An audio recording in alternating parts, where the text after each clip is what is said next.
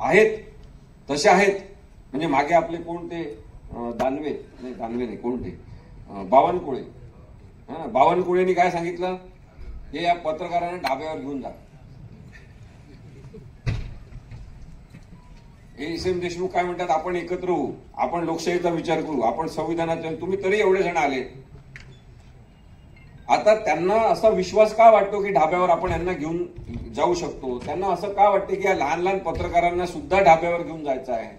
एकतर सगळा मीडिया यांनी विकत घेतलेला आहे. रवी आंबेकर IBN 7 मध्ये संपादक म्हणून काम करत होते. सगळे हिंदी मीडियाचं काम महाराष्ट्रातलं ते पाहत त्याचे संपादक होते.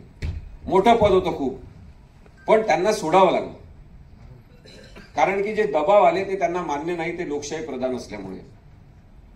मग एवढे मोठे मोठे चॅनल संपादक तुम्ही सगळे विकत घेतले, तरी सुद्धा लहान लहान पत्रकार सुद्धा तुम्हाला का पाहिजे?